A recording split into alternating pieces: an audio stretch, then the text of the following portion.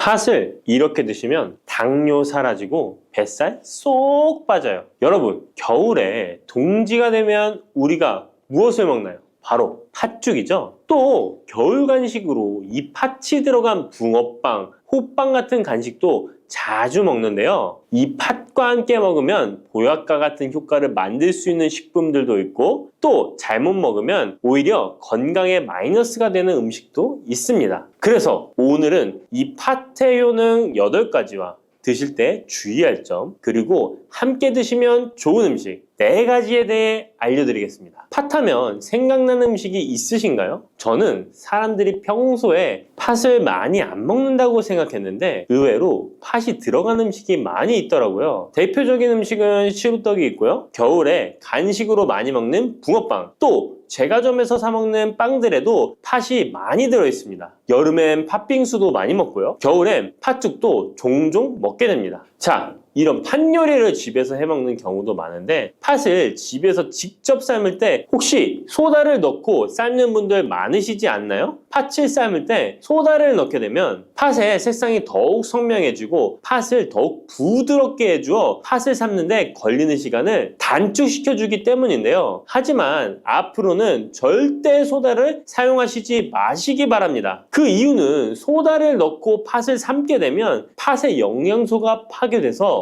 팥에 좋은 성분을 먹을 수 없게 되기 때문인데요. 자, 그래서 어떻게 팥 요리를 하는 게 좋은지 알려드릴게요. 팥을 삶을 때 먼저 흐르는 물에 깨끗이 세척해서 이물질을 제거해 주시고요. 물에 담가 약 4시간 정도 불려주십니다. 그렇게 불린 팥을 물에 넣어 삶아주면 붉은색의 팥 삶은 물이 생기잖아요. 바로 이 팥을 삶은 물이 건강에 정말 좋다는 사실 알고 계셨나요? 그 이유는 팥에 들어있는 사포닌이라는 성분 때문입니다. 간혹 팥 삶은 첫물에는 팥에 독소가 있어서 버려야 한다는 분들이 계신데요. 이는 잘못된 정보입니다. 왜냐하면 팥 삶은 첫물에 사포닌 성분이 가장 많이 들어있기 때문에 이걸 버리지 마시고 따로 담가 두었다가 하루에 1~2잔씩 차로 드시면 좋습니다. 자, 그럼 이제 팥의 구체적인 효능에 대해 말씀드릴 건데, 첫 번째는 혈관 건강에 많은 도움이 된다는 것입니다. 앞에 말씀드린 팥물은 혈관 청소부라는 별명이 있을 정도로 혈관을 깨끗하게 해주는 효능이 있습니다. 그 이유는 팥에 함유된 강력한 항산화 성분인 안토시아닌이 혈관 내 활성산소를 제거해줘서 혈관 세포 손상을 예방해주기 때문입니다. 또한 안토시아닌은 혈관 내의 염증을 줄여줘서 염증성 질환에도 좋은 효과가 있고요. 나쁜 콜레스테롤 수치를 줄여주는 효과가 있어서 고지혈증을 예방하며 심장질환의 위험도 줄이는데 큰 도움을 줄 수 있습니다. 이뿐 아니라 조선시대 기록에 보면 이 팥물로 세안을 했다는 기록이 있는데요. 팥물로 세안을 하면 피부의 노폐물을 제거하는 데 좋고 피부를 맑고 건강하게 해준다고 합니다. 비누가 없던 시절에 피부 건강을 위해 사용했던 선조들의 지혜가 정말 놀랍지 않나요? 당뇨병의 개선에 도움을 준다는 것입니다. 2014년에 발표된 한 연구에서 팥을 섭취하는 것이 2형 당뇨병 환자의 혈당 수치와 인슐린 저항성을 개선하는데 도움이 되는 것으로 보고가 됐습니다. 이 연구에서는 4주 동안 매일 팥을 섭취한 결과 당뇨 환자들의 공복 혈당 수치가 무려 평균 19.5% 감소하였고 인슐린 저항성 또한 줄어든 것으로 나타나서 당뇨가 있거나 당뇨 예방이 필요하신 분들은 꼭 팥을 꾸준히 드셔보시기 권해드립니다. 세 번째 팥의 효능은 몸의 부종을 제거하고 다이어트에 도움을 주는 것입니다. TV에서 연예인들이 이 팥으로 다이어트를 해서 효과를 봤다고 했던 적도 있었고요. 한의학 책 중에 본초 강목에 보면 팥을 오랫동안 먹으면 여위고 마르기 때문에 살찐 사람이 먹는 것이 좋다라는 내용이 나옵니다. 그래서 한의원에서 다이어트 처방을 할 때도 팥을 쓰는 경우가 많이 있는데요. 그 이유는 바로 팥에 들어있는 칼륨 때문입니다. 팥에는 쌀의 10배 이상, 바나나에 약 4배 이상의 칼륨이 들어있는데요. 이 칼륨이 몸 안에 나트륨 배출을 도와서 당뇨 환자들의 신장 부담을 줄여주고 혈압 상승을 억제해주는 효능이 있고요. 또한 이뇨작용이 있어서 이를 통해 부종을 줄여줄 수가 있습니다. 그래서 우리가 보통 물살이라고 부르는 잘 부으면서 살이 찌는 분들은 다이어트에 이 팥을 이용하시면 효과를 볼 수가 있습니다. 그래서 그에 대한 연구 결과도 있었는데요. 시험지에 팥 추출물을 먹였더니 근육 손실 없이 체지방 함량이 30% 이상 줄었고 몸무게도 37%나 감소했다고 합니다. 사람과 똑같을 수는 없지만 분명히 팥이 체중 감량에 도움이 된다는 결과라고 볼 수가 있습니다. 네 번째, 팥의 효능은 변비를 개선하는 데 도움을 주는 겁니다. 팥에는 사포닌뿐 아니라 많은 식이섬유가 들어있기 때문인데요. 사과에 비해서 약 10배나 많은 식이섬유가 들어있습니다. 그래서 팥을 섭취하게 되면 이 식이섬유가 장 운동을 활발히 하고 대변을 부드럽게 만들어 배변을 원활하게 해줄 수 있고요. 또한 이 식이섬유는 장에 있는 유익균들에게 풍부한 먹이를 제공해주기 때문에 장내 유익균의 증식에도 직접적으로 효과를 줍니다. 이를 통해서 장의 전반적인 환경을 좋게 바꿔줄 수가 있고 이것은 몸의 면역력 향상과도 연결되어 있기 때문에 우리가 프로바이오틱스를 복용할 때도 팥을 함께 드셔보면 그 효과가 커지는 것을 느끼실 수가 있을 겁니다. 다섯 번째 팥의 효능은 탈모 예방에 도움을 준다는 것입니다. 나이가 들면서 머리숱이 점점 없어져 고민하시는 분들 정말 많은데요. 팥과 함께 천연 탈모약이라 불리는 수수를 함께 드신다면 탈모 예방에 큰 도움을 받을 수 있습니다. 그 이유는 바로 팥과 수수에 들어있는 비오틴이라는 성분 때문인데요. 이 비오틴은 모발의 모공에서 자라는 단계부터 필요하고 손상된 머릿결이 재생되는 데까지 관여하는 정말 중요한 성분입니다. 건강한 머릿결을 만드는데 꼭 필요한 성분이라고 할 수 있습니다. 비오틴이 몸속에서 부족한 현상이 나타나면 머리카락이 얇아지면서 많이 빠지게 되고 또한 두피가 건조해지고 가려움증이 생기면서 탈모를 가속화할 수 있습니다. 그런데 팥에는 이 비오틴뿐 아니라 모발 성장에 도움이 되는 아미노산이 풍부하고 수수에는 미네랄 성분이 풍부하여 머리카락을 건강하게 유지하는 데 직접적으로 도움을 주게 되고요. 또한 팥과 수수에 함유된 항산화 물질들이 머릿결을 상하게 하는 자유 라디칼 성분을 중화해 주어 머리카락 건강에 큰 도움을 주는 것입니다. 여섯 번째 팥의 효능은 우리나라 사람에 꼭 필요한 탄수화물 소화를 돕는다는 것입니다. 이는 팥에 함유되어 있는 비타민 B의 역할 때문인데요. 비타민 B는 탄수화물, 단백질, 지방을 에너지로 변환하여 우리 몸을 충전해주는 역할을 합니다. 또한 신경 전달 물질인 뉴로트랜스미터의 합성에 관여해 뇌신경을 건강하게 하는 데에도 도움을 줍니다. 팥을 잘 섭취하면 뇌를 건강하게 해주어 치매 예방에도 도움이 되는 것입니다. 자, 앞에서 팥과 함께 먹으면 좋은 음식이 수수가 나왔는데요. 하나 더 말씀드릴게요. 바로 호박입니다. 호박은 기본적으로 여러 영양성분이 풍부하지만 호박에는 비타민 B가 없어서 호박과 팥을 함께 드시면 서로의 부족한 부분을 채워줄 수가 있고요. 또한 호박에도 소화 기능을 개선해주는 기능이 있어서 팥과 함께 드시면 시너지 효과가 있고요. 그리고 팥처럼 호박에도 이뇨작용이 있는데요. 팥과 호박의 이뇨작용은 과정이 약간 다릅니다. 팥은 몸속의 부종, 노폐물과 독소를 빨아들여서 배출하는 이뇨작용을 하는 것이고요. 호박은 신장에서 만들어지는 호르몬의 분비를 억제하여 이뇨작용을 촉진하게 되는데 이렇게 되면 신장에 과다하게 축적되는 수분을 배출하는 역할을 해줄 수가 있어서 더 도움이 될 수 있습니다. 일곱 번째 팥의 효능은 빈혈을 개선하는 데 도움을 주는 것입니다. 보통 우리 몸에 철분이 부족해지면 빈혈 증상이 나타나죠. 빈혈로 인해 어지러움, 두통, 체력 저하 등의 증상이 나타나게 되는데 팥에는 앞에서 얘기한 단백질, 식이섬유, 칼륨, 비타민, 비오틴뿐만 아니라 바로 칼슘과 철분 또한 풍부합니다. 팥에 함유된 철분의 함량이 우유의 약 100배나 된다는 사실 알고 계셨나요? 그래서 팥을 드시면 철분 부족으로 인한 빈혈을 개선하는데 도움이 되기 때문에 빈혈이 있으신 분들은 꼭 기억하시면 좋겠습니다. 여덟 번째 팥의 효능은 스트레스를 줄여주는데 도움을 준다는 것입니다. 팥에 함유된 비타민 B가 신경계를 안정화시켜주는 효과가 있어서 스트레스로 오는 증상들을 줄여줄 수가 있고요. 또 팥에는 마그네슘의 함량도 높은데요. 마그네슘 또한 신체의 스트레스 반응을 조절하는 데 중요한 역할을 합니다. 팥 속에 들어있는 마그네슘을 통해서 스트레스로부터 몸이 회복되는 데 도움을 받을 수가 있습니다.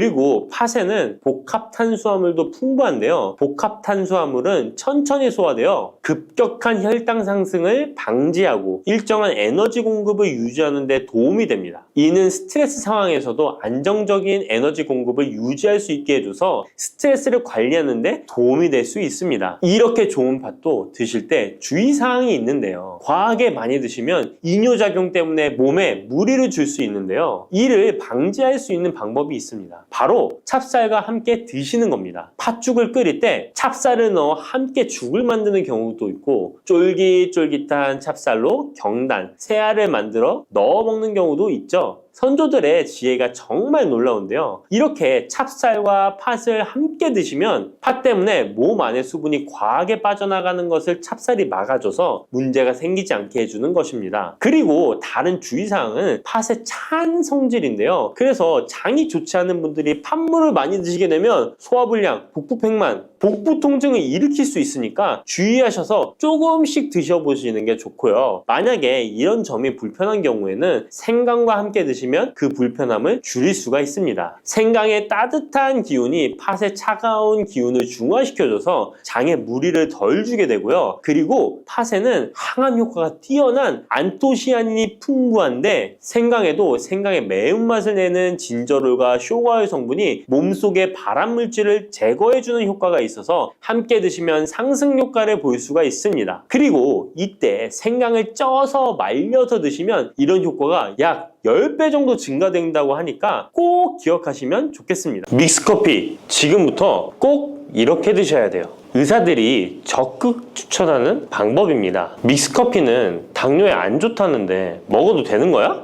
요즘 이렇게 질문하고 있지 않으신가요? 결론부터 말씀드리면 어떻게 먹는지에 따라 믹스커피는 건강에 도움이 될 수도 있고 안 될 수도 있습니다. 그래서 잘 알고 먹어야 하는 거죠. 지금부터 믹스커피에 대한 모든 것을 자세히 알아볼 텐데요. 영상 끝까지 보시면 믹스커피 성분, 효능, 부작용, 건강에 어떤 영향이 있는지와 사람에 따른 하루 권장량, 믹스커피와 같이 먹으면 정말 좋은 식품까지 그동안 몰랐던 믹스커피에 대한 모든 진실 아실 거예요. 제일 먼저 기억하실 게 믹스커피의 성분인데요. 믹스커피는 과연 어떤 성분으로 만들어졌을까요? 물론 믹스커피 제조사마다 성분이 조금씩 다르지만 가장 많이 드시는 믹스커피를 기준으로 말씀을 드릴게요. 믹스커피 성분 첫 번째는 프림입니다. 프림의 원료는 코코넛의 속살인데요. 코코넛 과육에서 채취한 식물성 지방을 분말로 만들어서 믹스커피의 프림으로 사용하는 것입니다. 근데 이 프림이 지방이니까 몸에 안 좋고 콜레스테롤 수치를 높인다 하는 분들도 있고 식물성 지방이라서 오히려 몸에 괜찮다 하는 분들도 있는데요. 어떤 게 맞는 걸까요? 정확히 말하자면 프림에 들어있는 지방은 코코넛에 추출한 식물성 지방이 맞긴 하지만 콜레스테롤을 대놓고 올리는 나쁜 포화지방이 맞습니다. 그런데 여기서 기억하셔야 할 것이 있는데요. 프림에 사용되는 주요 성분인 야자유는 중쇄지방산으로 일반적인 포화지방산과는 조금 다릅니다. 이 중쇄지방산은 일반적으로 체내에서 빠르게 흡수되어 에너지원으로 전환됩니다. 또한 일반적인 포화지방산과는 다르게 심혈관 건강에 악영향을 미치지 않고 소화에도 도움을 줄 수 있는 지방산이에요. 또한 믹스커피 프림에 들어있는 포화지방산은 그 양이 완전히 적다는 것입니다. 요플레 하나 정도에 들어가 있는 양이라고 할 수 있죠. 요플레는 건강을 위해 드시잖아요. 결국 믹스커피에는 몸에 안 좋은 포화지방산이 들어있지만 소량이라서 콜레스테롤 수치에 영향이 하루 한 잔 정도로는 매우 크게 좌지우지할 수 없다고 할 수 있습니다. 그리고 콜레스테롤에 대한 것도 잘 아셔야 하는데요. 우리가 식사하면서 섭취하는 콜레스테롤은 약 20%를 차지하고 나머지 80% 정도는 필요한 만큼 신체에서 자연적으로 합성됩니다. 그렇기 때문에 단순히 커피 한 잔 정도를 마신다고 해서 콜레스테롤 수치가 급격히 올라가거나 건강에 이상을 끼칠 정도의 영향을 주지는 않는다는 거죠. 믹스커피 성분 두 번째는 설탕입니다. 설탕은 당 성분으로 칼로리가 높아서 당연히 몸에 안 좋은 걸로 알고 계실 거예요. 더군다나 믹스커피에 들어있는 설탕은 정제 과정을 거친 백설탕이라 일반적인 설탕보다 흡수 속도가 어마어마하게 빠릅니다. 즉, 믹스커피를 마신 후 만족감을 쉽게 느끼는 것은 그만큼 흡수율이 빠르기 때문인데요. 이 당이 소화 과정을 거치지 않고 곧바로 혈액에 녹아들게 됩니다. 왜 안 좋은지 아시겠죠? 근데 여기서 반전이 있어요. 믹스커피에는 설탕이 5g 정도밖에 안 들어있다는 건데요. 쉽게 설명하자면 우유 200ml 한 잔이 칼로리가 135칼로리 정도 되고요. 단순당 함량은 10g 정도 됩니다. 그리고 콜라 한 캔의 칼로리는 100칼로리 정도 되고 단순당 함량이 27g 정도 됩니다. 그리고 요구르트는 큰 거 말고 작은 요구르트도 칼로리가 45칼로리에 단순당 함량도 9g 정도 되는데요. 그렇다면 믹스커피 한 잔에 들어있는 칼로리는 얼마나 될까요? 믹스커피 한 잔에는 칼로리가 50칼로리 정도 들어있고요. 단순당은 6g 정도 들어있어요. 칼로리를 먼저 보자면 작은 요구르트 한 병 정도 수준인 거예요. 콜라랑 비교해봐도 콜라 절반 정도 수준이고 우유 200ml 한 잔하고 비교하면 3분의 1 정도 되는 거예요. 우유는 건강에 좋다고 드시는 경우가 많은데 칼로리로만 보면 믹스커피가 더 좋아 보이죠? 물론 칼로리만 비교할 수는 없겠죠. 그 다음에 단순당을 한번 비교해 볼게요. 단순당이 믹스커피 한 잔이 5g인데 작은 요구르트랑 비교해도 절반 정도 수준이고 콜라 한 캔이랑 비교하면 6분의 1 정도 수준이에요. 그리고 우유 200ml랑 비교해도 절반 수준인 거죠. 이렇게 비교하면 요구르트나 우유, 콜라 절대 먹지 말아야 하는 거 아니야? 이렇게 생각하실 수 있는데 그게 아니고요. 믹스커피가 그만큼 칼로리와 단순당이 생각하시는 것보다는 적다는 거예요. 칼로리와 단순당이 높으면 당연히 몸에 안 좋을 수 있는데 생각하시는 것처럼 믹스커피에 많지 않고 적응량이니 하루에 5잔, 6잔씩 매일 꾸준히 드시는 거 아니면 심각한 질환을 초래할 만큼 영향을 끼치지는 않습니다. 그러면 하루에 몇 잔까지 먹는 게 괜찮을까요? 일단 당뇨가 있거나 당이 높으신 분들은 하루 한 잔 정도가 적당한데요. 식후 3시간 정도 후에 드시는 걸 추천드립니다. 그리고 당 체크를 계속 하시니 당 수치가 높지 않으시면 2잔 정도까지 드셔도 괜찮으실 거예요. 당뇨가 없으신 일반인 분들은 하루에 2잔에서 3잔까지도 상관이 없으시고요. 그렇다고 이를 매일매일 드시는 것은 적은 양이라도 몸속에 쌓이기 때문에 그리 좋지는 않다는 거 다들 알고 계시죠? 그래도 건강을 위해 미리 예방하는 차원에서 식후 바로 드시지 마시고 2시간 정도 후에 드시면 좋습니다.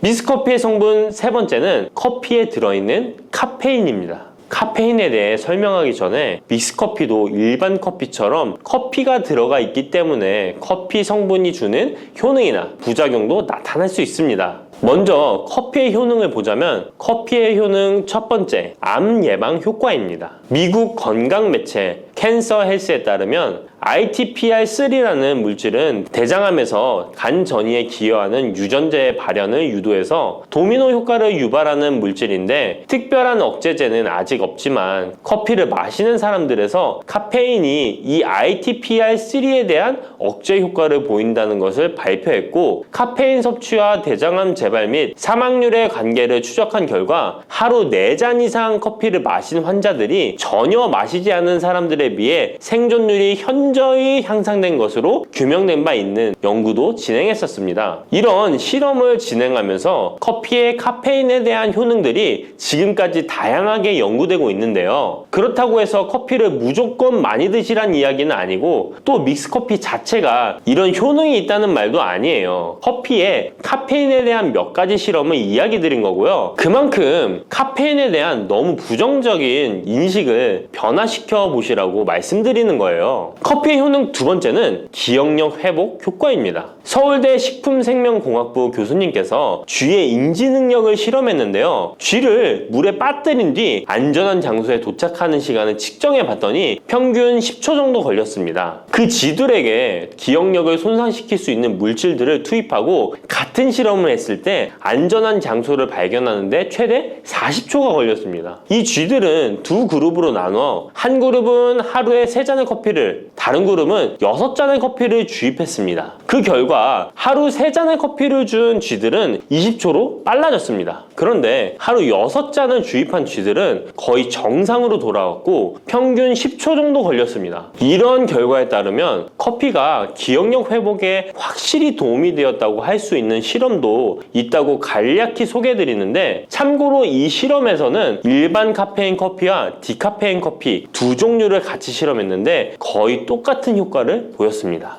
결론은 커피에 카페인이 없어도 커피에 들어있는 클로로겐산 등 각종 항산화제 성분 덕분에 기억력 회복 효과가 높아졌다는 것입니다. 정말 놀랍지 않나요? 나이가 들어가면 기억력이 안 좋아지고 인지 능력 장애가 오면서 더 나아가서는 치매가 올 수도 있는데 커피의 성분이 이런 질병을 예방할 수 있다니 너무 커피를 부정적인 시각으로 보시지 않아야겠죠? 그렇다고 남용하면 안 되시고 모든 사람에게서 동일한 실험 효과가 나타나는 것이 아니니 자신의 상태를 잘 알고 드셔야겠죠? 다만 카페인에 예민하신 분들은 믹스커피나 일반 카페인 커피를 드시면 잠을 잘 못 주무실 수도 있으니까 디카페인 커피를 추천드립니다. 그리고 역류성 식도염, 위염 같은 위장 질환이 있으신데 커피는 드시고 싶은 분들은 될 수 있으면 디카페인 커피를 드시면 되겠죠? 커피의 효능, 세 번째는 혈당 조절 효과입니다. 전 세계적으로 대사증후군을 앓고 있는 사람이 10억 명이 훨씬 넘는다고 하는데요. 이처럼 많은 사람들이 모든 질병의 근원이라고 불리는 대사증후군을 가지고 있습니다. 최근의 연구들은 커피가 대사증후군의 발병 위험을 감소시킨다는 것을 보여주고 대사증후군의 발병 위험률을 감소시킨다는 것을 보여주고 있는데요. 커피에 대한 매우 흥미로운 연구 논문을 소개하겠습니다. 이 연구는 하루에 5잔의 카페인을 마신 사람들과 카페인이 없는 커피를 마신 사람들을 비교했습니다. 카페인 커피를 마시는 사람과 카페인 없는 커피를 마시는 사람은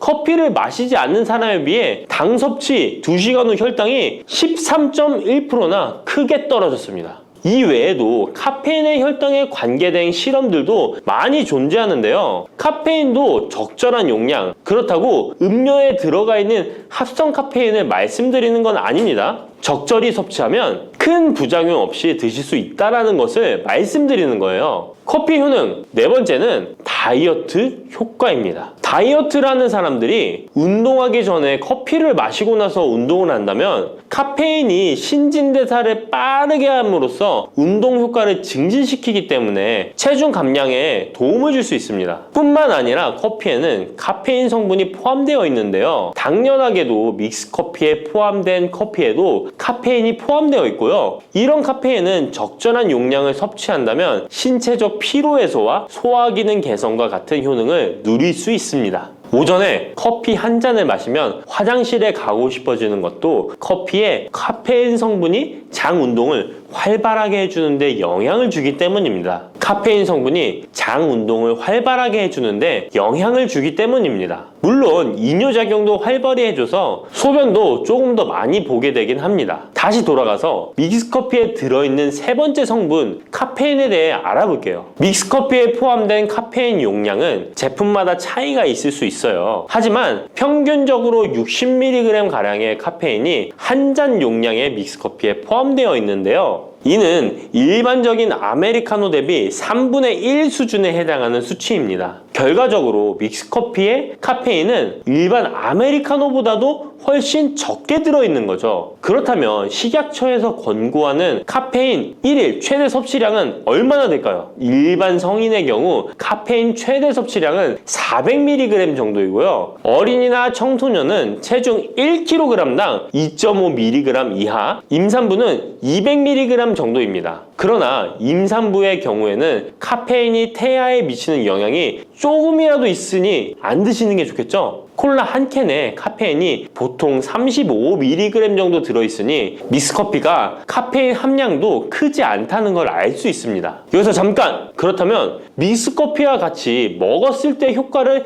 극대화시킬 수 있는 식품이 있을까요? 커피와 같이 먹으면 좋은 음식, 첫 번째는 강황입니다. 노란 빛깔의 강황가루를 넣은 커피를 골든 라떼라고도 부르고 있습니다. 강황이 몸에 좋다는 사실이 알려지면서 이미 미국과 유럽 등 전 세계적으로 엄청난 인기를 끌고 있는 새로운 종류의 커피 중 하나인데요. 강황에 함유된 커큐민 성분에는 강력한 항염 효과를 지니고 있어서 체내에 염증 유발 물질을 억제하며 암세포가 발생하고 증식되는 위험을 낮춰줍니다. 또한 우울증을 완화하는 데도 도움이 되며 기억력을 개선하고 치매를 예방하는 등의 다양한 효능을 가지고 있습니다. 강황 커피는 커피 한 컵에 강황 한 티스푼을 넣어 마시면 좋은데요. 강황 속의 커큐민은 우리 몸에 굉장히 흡수되기 어려운 성질을 가지고 있습니다. 그래서 세계적으로 유명한 원료 기업들은 각 기업마다의 커큐민 흡수율을 높인 특허 원료를 만들어내곤 하는데 간단하게 흡수율을 높일 수 있는 방법이 있습니다. 바로 후추입니다. 미국 텍사스 주립대학에서 실시한 연구 결과 강황의 커큐민은 후추의 페페린과 만나면 흡수율이 2000%까지 높아지는 것으로 나타났습니다. 강황 커피에 후추를 아주 살짝 넣어 드시면 건강 개선 효능을 높일 수 있으며 만약 향이 강하다고 느껴지신다면 우유를 조금만 넣어 드셔도 아주 좋습니다. 믹스커피와 같이 먹으면 좋은 음식 두 번째는 계피입니다. 커피에 계피를 넣으면 아주 향긋한 커피를 즐길 수 있어요. 후추와 정향에 이어 세계 3대 향신료 중 하나인 계피는 이미 수천 년 동안 약재로 사용되어 왔으며 여러 연구를 통해 계피의 다양한 효능이 입증되어 왔습니다.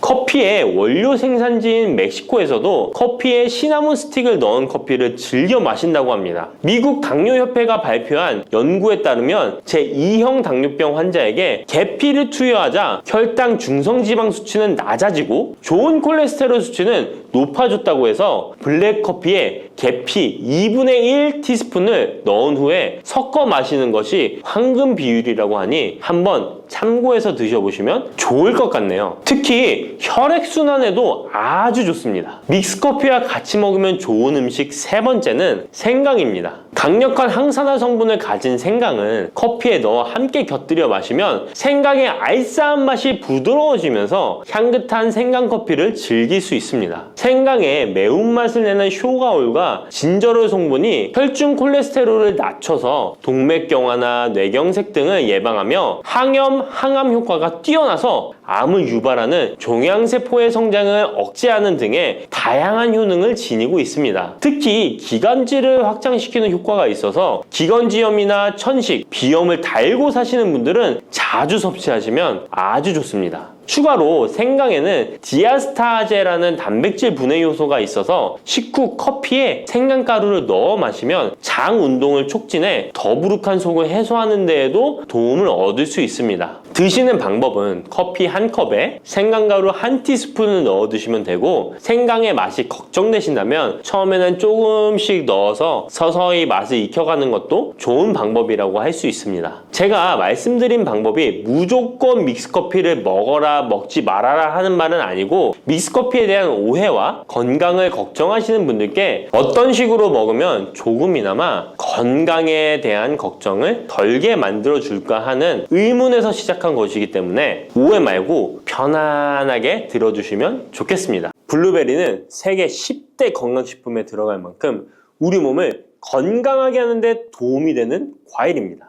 최근 10년간 소비량이 가장 많이 늘어난 과일이기도 한데요. 특히 50대 이상에서 급속도로 섭취량이 늘어나고 있습니다. 이렇게 섭취량이 급속도로 올라가고 있는 이유는 블루베리가 먹기에도 편하고 건강에도 좋다고 알려져 있기 때문인데요. 냉동 블루베리의 판매량도 함께 증가하고 있습니다. 냉동 블루베리를 씻지 않고 그냥 드시는 분들이 많아지고 있는데요. 누구는 그냥 먹어도 된다. 어떤 사람은 반드시 씻어서 먹어야 된다. 의견이 분분합니다. 영상을 통해서 블루베리를 먹는 방법과 블루베리의 효능, 함께 먹으면 안 되는 음식과 함께 먹으면 좋은 음식까지 블루베리에 대한 모든 것 알려드리겠습니다. 먼저 냉동 블루베리 씻어야 되느냐 그냥 먹어도 되느냐 완벽하게 정리해드리겠습니다. 결론부터 말하자면 씻어서 드시는 것이 안전하다입니다. 먼저 냉동 블루베리를 구입하셨다면 식품의 유형을 확인하시기 바랍니다. 식품의 유형에 과체 가공품이라고 적혀 있다면 씻어서 냉동한 블루베리이기 때문에 그냥 드셔도 되긴 합니다. 그런데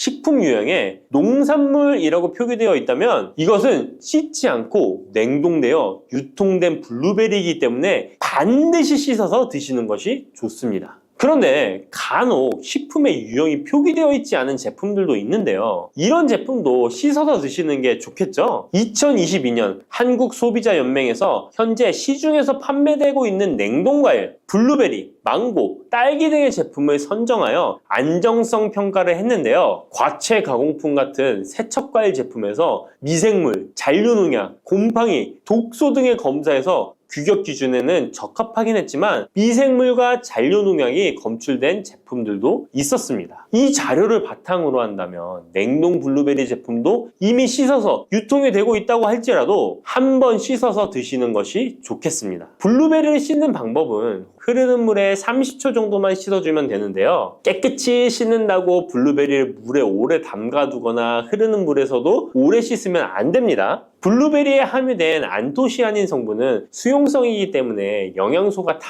빠져나가 버릴 수 있습니다. 잔류농약 또한 수용성이기 때문에 흐르는 물에 30초 정도만 씻어도 충분하니까 걱정하지 말고 드셔도 됩니다. 블루베리는 특별히 생과일보다 냉동 블루베리가 안토시아닌의 함량이 높아집니다. 시드니의 뉴사우스 웨일즈 대학의 연구진이 블루베리를 건조, 냉장, 냉동했을 때 핵심 영양소가 어떻게 변화되는지 실험을 했는데요. 안토시아닌의 함량이 블루베리 1g당 생과일일 때 7.2g이었는데 냉장 보관하여 2주가 지났을 때 5.7mg으로 줄었고 건조했을 때는 4.3mg으로 더욱 줄었습니다. 그런데 냉동 한 달 후에는 8.1mg으로 생과일 때보다 늘어났고 냉동 3달이 지나자 7.9mg으로 소폭 줄었지만 역시 생과일 때보다는 많은 함량이 확인되었습니다. 실험 결과만으로만 보면 블루베리는 냉동으로 드시는 것이 가장 많은 영양 성분을 섭취할 수 있다는 말이 되겠네요. 추가로 눈 건강이나 심혈관 질환, 당뇨 등에 도움이 많이 되는 이 안토시아닌 함량이 개런티된 영양제도 많이 나와 있으니 꼭 블루베리, 빌베리와 같은 영양제를 드시려면 건강기능식품으로 제조된 안토시아닌 함량이 최소 50mg 들어있는 제품을 드시면 좋겠죠? 그렇다면 다른 채소나 과일은 냉동했을 때 핵심 영양소의 함량이 어떻게 될까요?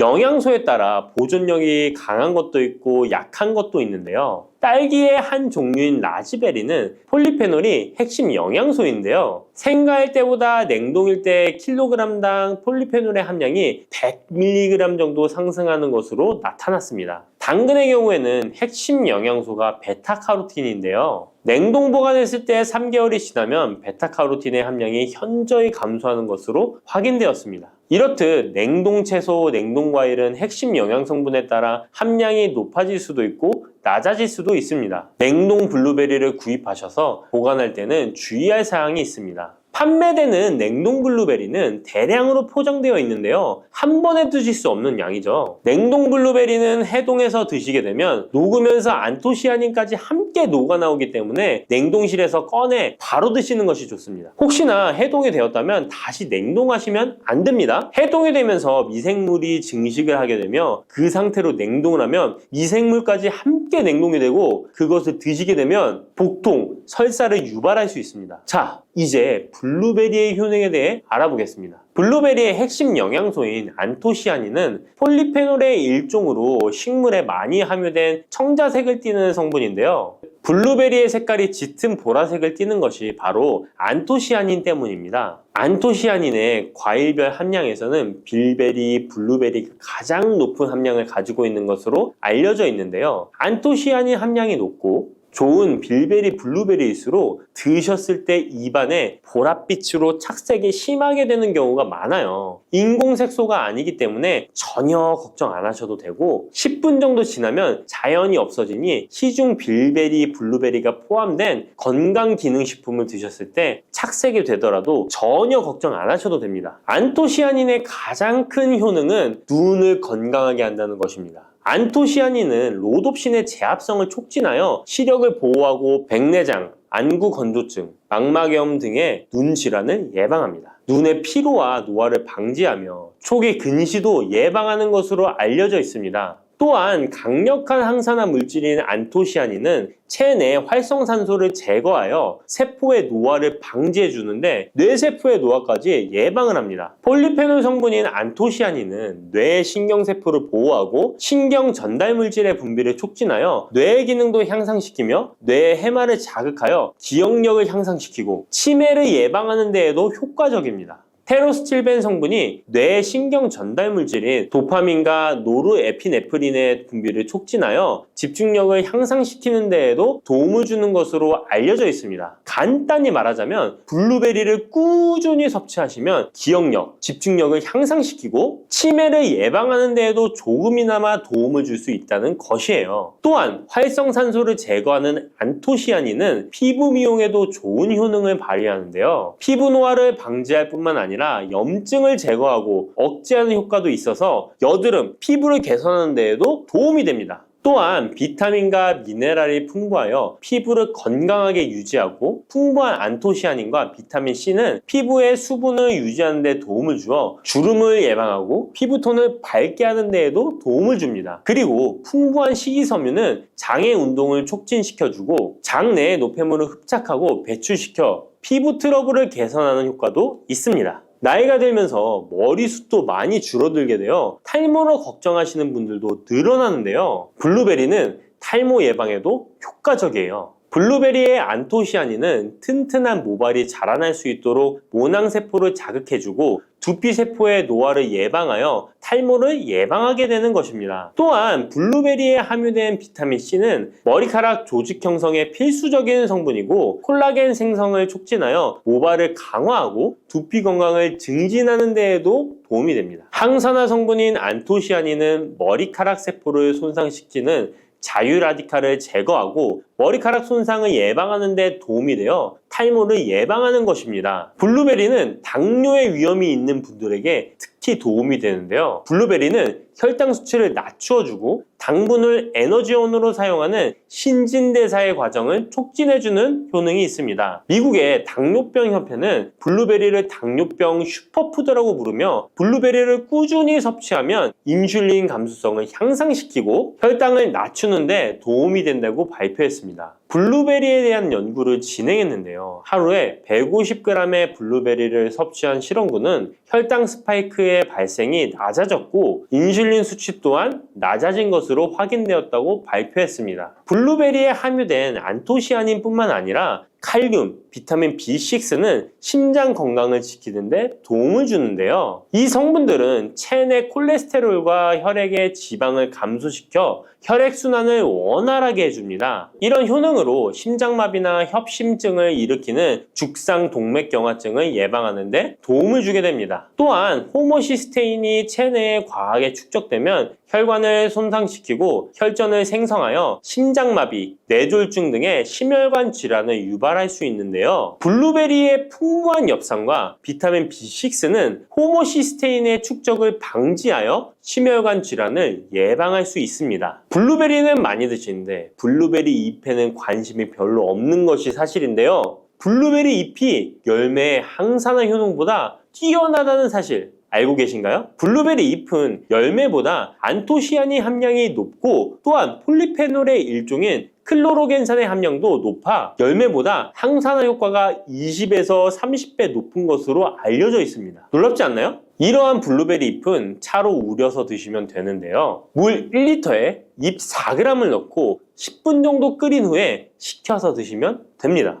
블루베리가 새콤달콤한 맛이 난다면 블루베리 잎차는 구수한 맛이 나는 것이 특징입니다. 이렇게 좋은 블루베리도 함께 먹으면 안 되는 음식이 있는데요. 바로 우유입니다. 깜짝 놀라지 않으셨나요? 보통 냉동 블루베리를 우유와 함께 믹서기에 갈아서 주스로 많이 드시는데요. 이렇게 되면 블루베리의 영양소가 파괴됩니다. 국제의학 바이오 저널의 연구에 따르면 블루베리의 폴리페놀 성분과 우유 단백질의 친화성 때문에 블루베리와 우유를 함께 먹게 되면 블루베리의 항산화 성분이 대부분 파괴된다고 발표했습니다. 그리고 우유에 함유된 칼슘은 블루베리의 안토시아닌과 만나면 칼레이드화 되는데요. 이것은 둘이 결합하여 덩어리를 만든다는 것입니다. 이렇게 덩어리가 된 물질은 불용성 침전물로서 체내에서 녹거나 흡수되지 않고 몸 밖으로 배출되게 됩니다. 이 과정에서 체내에 머물며 소화되지 않기 때문에 위와 장에 큰 부담을 주게 됩니다. 이 때문에 블루베리와 우유를 자주 섭취하시거나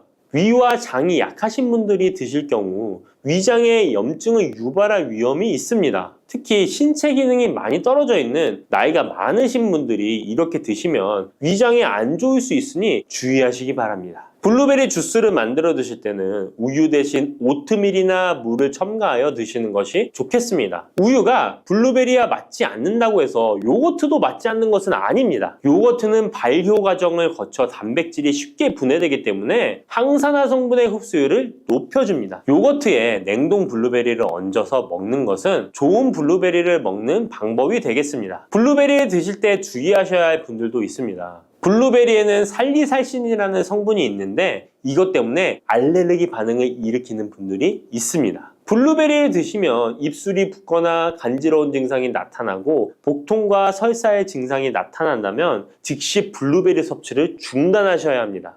그리고 블루베리에는 혈액을 묽게 만드는 비타민 K가 풍부하게 함유되어 있는데요. 심장질환이나 뇌혈관 질환 등으로 이미 아스피린과 같은 혈전 용해제를 복용하고 계신 분들이 블루베리를 과잉 섭취하게 되면 문제가 발생할 수 있으니 섭취를 주의하셔야 합니다. 또한 사람에 따라서 블루베리가 일시적으로 혈당을 낮추는 효과가 있기 때문에 당뇨가 있는 분들이 블루베리를 과잉 섭취할 경우에 저혈당 증세도 나타날 수 있습니다. 어떤 음식이든 각자 자신의 체질에 맞게 드시는 게 가장 좋겠습니다. 혈관을 깨끗하게 하고 당뇨를 예방하려면 땅콩을 이렇게 드셔야 합니다. 여러분, 땅콩 좋아하시는 분 있으신가요? 저는 땅콩과 건어물을 안주로 참 좋아하는데요. 이런 맛있는 땅콩이 건강에 좋은 효능들이 많다는 것 혹시 아시나요? 심심풀이 땅콩이라는 말이 있을 정도로 땅콩은 우리에게 매우 친숙한 음식인데요. 하지만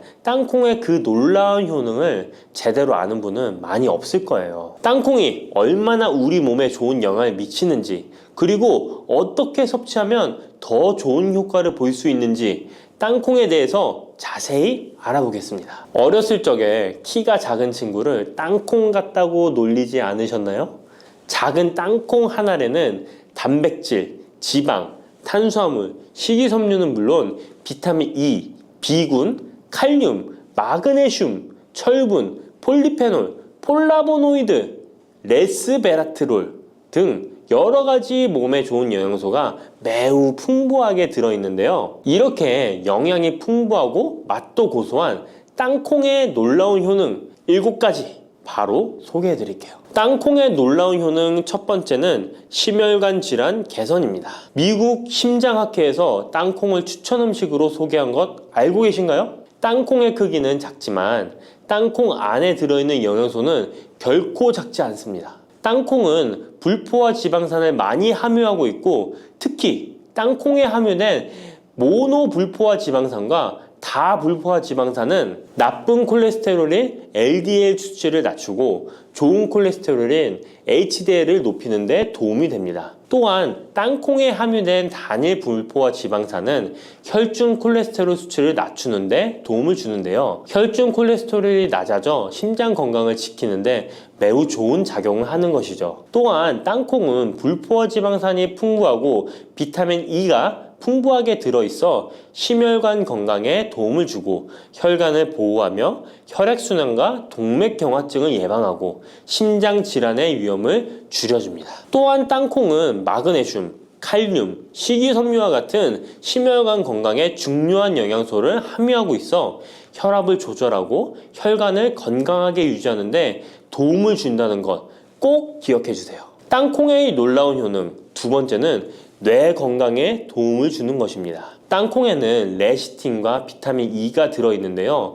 이 성분들은 뇌세포를 보호하고 뇌 건강을 유지하는 데 중요한 역할을 합니다. 특히 땅콩은 기억력과 집중력 향상에 도움이 될 수 있어 중년과 노년층에게 매우 유익한 음식이라는 것 아시나요? 땅콩이 함유된 비타민 E, 폴리페놀, 특히 레스베라트롤 등 강력한 항산화 성분은 뇌 건강에 도움을 줍니다. 이러한 항산화 성분은 뇌에서 발생할 수 있는 산화 스트레스를 줄여주며 이는 신경세포를 보호하고 뇌 기능을 향상시키는 기능도 해준답니다. 또한 땅콩은 불포화 지방산, 특히 오메가3 지방산을 포함하고 있어 뇌 기능을 개선하고 치매와 같은 뇌 질환을 예방할 수도 있는데요. 특히 불포화 지방산은 뇌세포의 구성 성분으로 중요한 역할을 하며 뇌신경 전도 속도를 높여 기억력과 학습 능력을 향상시킬 수 있습니다. 땅콩의 효능 정말 놀랍지 않나요? 아직 놀라기는 이른데요. 땅콩의 효능 세 번째는 체중 관리에 도움을 주는 것입니다. 땅콩은 단백질과 섬유질이 풍부해서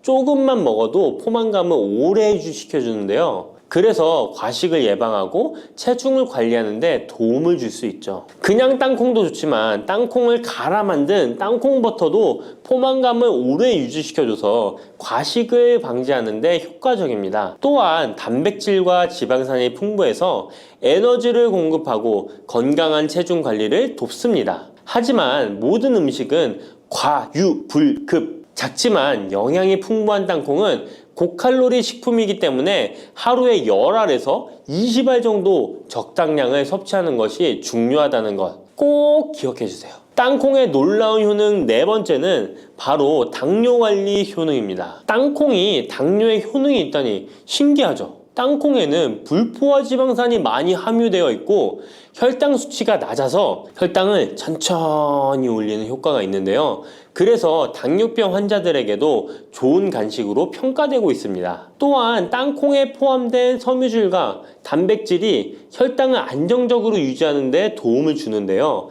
땅콩에 포함된 식이섬유 또한 혈당의 흡수를 늦추고 혈당 수치를 안정적으로 유지하는 데 도움을 준다는 것입니다. 뿐만 아니라 땅콩의 마그네슘과 비타민 B군은 인슐린 감수성을 향상시키는데 도움을 주고 이로 인해 땅콩은 당뇨병 예방 및 혈당 관리에 탁월한 식품으로 평가되고 있죠.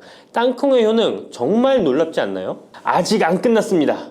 땅콩의 효능 다섯 번째는 피부 건강에 도움을 주는 것입니다. 땅콩에 들어있는 비타민 E와 항산화 물질이 피부를 건강하게 유지하는 데 좋은 영향을 주는데요. 땅콩에 들어있는 비타민 E는 강력한 항산화제로 피부 세포를 자유 라디칼로부터 보호하고 피부 노화를 지연시키는 데 좋은 영향을 줍니다. 이 성분은 피부의 탄력을 유지하고 주름을 예방하는 데 효과적이며 피부 노화를 방지하고 염증을 줄이며 피부를 매끄럽고 촉촉하게 만들어줍니다. 그래서 땅콩은 아름다운 피부를 위한 좋은 식품이죠. 그리고 땅콩에 포함된 불포화 지방산, 특히 올레산과 리놀렌산은 피부의 수분 유지를 도와 피부가 건조해지지 않도록 하며 염증을 줄여 피부 트러블을 완화하는 데 도움을 줄 수 있습니다. 뿐만 아니라 땅콩에는 아연이 포함되어 있어 피부 회복에 중요한 역할을 합니다. 땅콩에 함유되어 있는 아연은 상처 치유를 돕고 여드름과 같은 피부 문제를 개선하는 데 놀라운 효능도 있습니다. 땅콩의 효능 여섯 번째는 소화 건강에 도움을 주는 것입니다. 땅콩에는 식이섬유가 풍부해 소화 시스템에 좋은 영향을 주는데요. 식이섬유는 장의 움직임을 촉진시켜 변비를 예방하고 장내 유익한 미생물의 활동을 도와줘서 장 건강에 매우 좋은 환경을 만들어줍니다. 또한 땅콩에 포함된 불용성 섬유는 특히 장을 자극해 배변을 원활하게 하고 장의 건강을 유지하는 데 중요한 역할을 하는데요. 이 섬유는 장에서 물을 흡수하여 변을 부드럽게 만들어줍니다. 땅콩의 놀라운 효능 일곱 번째는 좋은 단백질과 건강한 지방 섭취에 좋은 공급원입니다. 땅콩은 고기나 다른 동물성 단백질에 비해 지방이 적고 채식주의자나 비건이 단백질을 섭취할 때 아주 유용한 대체 식품이 될 수 있는데요. 100g의 땅콩은 약 25에서 30g의 단백질을 함유하고 있다는 것 아시나요? 우리가 흔히 좋은 단백질 공급 식품이라고 생각하는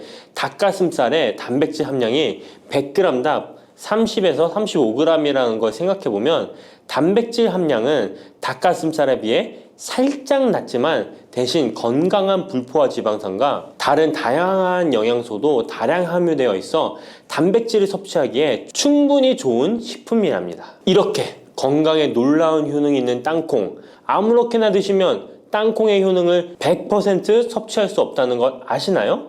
보통 땅콩을 어떻게 조리해서 드시나요? 구워서? 볶아서? 삶아서? 모두들 좋아하는 방법이 다르실 텐데요.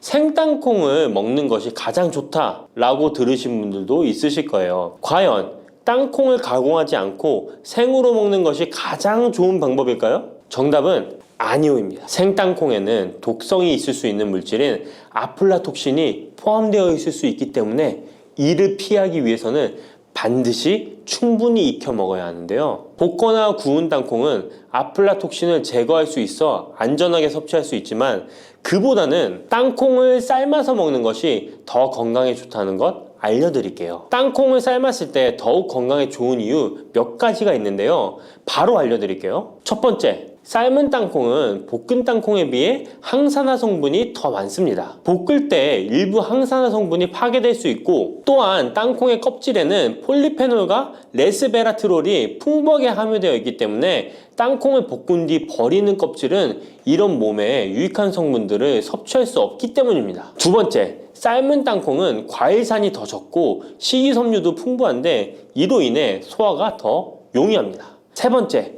삶은 땅콩은 아크릴아마이드라는 발암물질이 덜 생성됩니다. 아크릴아마이드는 고온에서 볶을 때 발생할 수 있는데 삶은 과정에서는 이 유해물질이 생성되지 않습니다. 이제는 건강을 위해 삶아 드셔야 한다는 것 아셨죠? 하지만 땅콩을 섭취하시기 번거롭거나 조금 더 쉽게 섭취하고 싶은 분들도 있으실 텐데요. 이런 분들은 땅콩 버터를 드시면 됩니다. 땅콩 버터는 땅콩에 버터를 넣은 거 아니야? 라고 생각하시는 분도 있으시죠? 그것은 아니고 땅콩을 계속해서 갈게 되면 크림과 같은 형태로 변하게 되는데 이게 마치 버터처럼 부드러워 땅콩버터라고 부르는 것입니다. 땅콩버터는 땅콩의 영양소를 그대로 담고 있어 섭취할 때 매우 편리한데요. 다만 가공된 버터에는 설탕이나 염분이 추가될 수 있기 때문에 첨가물이 없는 순수한 땅콩버터를 선택하는 게 좋겠죠? 땅콩버터는 샐러드 드레싱에 넣거나 통밀빵에 발라 먹으면 더욱 맛있고 건강하게 섭취할 수 있습니다. 맛도 좋고 건강에도 좋은 땅콩, 이렇게 좋은 땅콩도 섭취하실 때 몇 가지 주의할 점이 있다는 것 알고 계신가요? 땅콩을 섭취할 때 주의할 점들 알려드릴게요. 땅콩 섭취 시 유의할 점 첫 번째는 알레르기입니다. 땅콩 알레르기 있는 분은 절대 땅콩을 드시면 안 되는데요. 땅콩은 알레르기를 일으킬 수 있는 대표적인 식품이기 때문에 본인이 알레르기가 있는 걸 인지하시는 분이라면 절대 피하셔야 합니다. 땅콩 알레르기는 가벼우면 목, 혀의 가려움이나 발진 등이 일어날 수 있는데요. 만약 알레르기 증상의 정도가 심하다면 호흡곤란, 혈압저하, 아나필락시스 등 매우 심각한 반응을 일으킬 수 있으므로 알레르기 반응이 있다면 즉시 땅콩 섭취를 중단하시고 의사와 상담받는 것이 필요합니다. 또한 땅콩이 들어간 음식이 아니어도 전에 같은 조리기구를 사용해서 만든 요리도 땅콩의 성분이 남아있을 수 있어 알레르기가 있는 사람에게는 위험할 수가 있는데요. 알레르기가 있는 분은 꼭 땅콩이 들어갈 수 없는 환경에서 조리가 된 건지 확인하는 게 중요합니다. 땅콩을 섭취할 때 유의사항 두 번째는 과다 섭취입니다. 고소한 땅콩은 손으로 집어먹기도 쉬워서 한 번 먹기 시작하면 하나, 둘 계속 입으로 들어가게 되는데요. 하지만 이렇게 계속 먹다간 아무도 모르는 사이에 체중이 증가할 수 있습니다. 땅콩은 고칼로리 식품이기 때문인데요. 하루 권장 섭취량은 약 10알에서 20알 정도 넘기지 않도록 주의하시고 적당량을 섭취하는 것이 중요합니다. 세 번째, 땅콩 섭취 시 주의할 점은 염분과 설탕이 추가된 가공식품을 피하는 것입니다. 땅콩이 몸에 좋다고 해서 시중에 판매되는 땅콩 버터나 땅콩 과자까지 좋은 것은 아닌데요. 땅콩의 겉면 위에 염분이나 설탕이 많이 포함된 제품들이 있습니다. 이러한 제품을 자주 섭취하면 혈압 상승이나 당뇨 유발 등의 문제가 발생할 수 있으므로 첨가물이 적은 제품을 선택하는 것이 좋습니다. 또한 땅콩 버터를 섭취할 때도 뒤에 성분표를 꼭 확인하셔야 하는데요. 맛으로 먹는 거라면 상관없지만 건강을 위해서 땅콩 버터를 섭취하시는 것이라면 100% 땅콩으로만 만들어진 제품인지 살펴보시고 구매해야 합니다. 땅콩 섭취 시 유의할 점 네 번째는 보관이 잘 된 땅콩을 섭취해야 하는 것입니다. 땅콩이 건조된 식품이라고 생각해서 실온에 대충 보관해 놓진 않으셨나요? 땅콩은 고지방 식품으로 지방산이 많이 포함되어 있기 때문에 산패가 될 수 있는데요. 산패된 지방산은 인체에 유해한 물질인 과산화지질을 생성할 수 있으며 이는 세포와 조직에 손상을 일으킬 수 있습니다. 땅콩이 보관 상태가 부적절해지면 곰팡이가 자주 발생하는데 이 곰팡이는 아플라톡신이라는 독소를 생성할 수 있습니다. 아플라톡신은 강력한 발암 물질로 알려져 있으며 장기적으로 섭취할 경우 간에 손상을 주거나 간암을 일으킬 수 있는 위험한 물질이죠. 따라서 땅콩을 보관할 때는 통풍이 잘 되고 건조한 장소에 보관해야 하며 곰팡이가 발생한 땅콩은 절대 섭취해서는 안 됩니다.